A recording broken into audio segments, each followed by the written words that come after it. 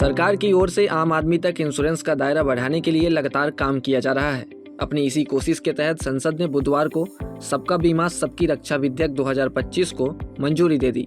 इस विधेयक के पास होने के बाद इंश्योरेंस सेक्टर में फॉरेन डायरेक्ट इन्वेस्टमेंट यानी FDI की लिमिट 74% से बढ़ाकर 100% कर दी गई है। वित्त मंत्री निर्मला सीतारमण ने कहा कि इससे देश में नई इंश्योरेंस कंपनियां, ब्रोकर और सपोर्टिंग सर्विस को बढ़ावा मिलेगी। इसका फायदा यह होगा कि इंश्योरेंस सेक्टर का दायरा बढ़ेगा और नौकरियों के मौके बनेंगे। लोकसभा में इस विधेयक को मंगलवार को ही मंजूरी मिल गई थी, वहीं राज्यसभा में इसे बुधवार को मंजूर किया गया। ऐसे में आइए जानते हैं इस विधेयक के पास होने के बाद इंश्योरेंस सेक्टर में क्या क्या बदल जाएगा और यह आम आदमी के लिए किस तरह फायदेमंद होगा। विधेयक के पास होने के बाद इंश्योरेंस सेक्टर में फॉरेन डायरेक्ट इन्वेस्टमेंट यानी FDI की लिमिट 74% से बढ़ाकर 100% कर दी गई है। यानी 100% FDI को मंजूरी दिए जाने से आम लोगों को सस्ता और बेहतर इंश्योरेंस कवर मिलने में आसानी होगी। इसको ऐसे समझिए, देश में अब और ज़्यादा विदेशी इंश्योरेंस कंपनियां आएंगी, जिससे कंपटीशन का दायरा बढ़ेगा। कंपनियां एक दूसरे से आगे निकलने की होड़ में, यानी कि ज़्यादा से ज़्यादा ग्राहक जोड़ने के लिए प्रीमियम पहले के मुकाबले कम करेंगे या सुविधाएं ज़्यादा देंगे।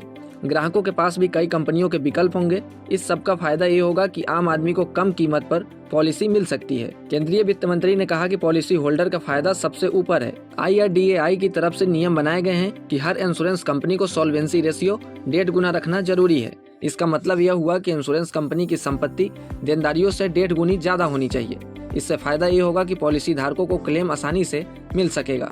इस बिल में इंश्योरेंस कमीशन पर कैपिंग का प्रावधान है, यानी अब एजेंट के कमीशन की अधिकतम सीमा तय की जाएगी। IRDAI को कमीशन और वाउचर के कैपिंग का अधिकार होगा। नए बीमा बिल में पॉलिसी होल्डर के हितों पर फोकस किया गया है। अब बात करते हैं इस खबर का असर कौन कौन से कंपनियों पर देखने को मिल सकता है।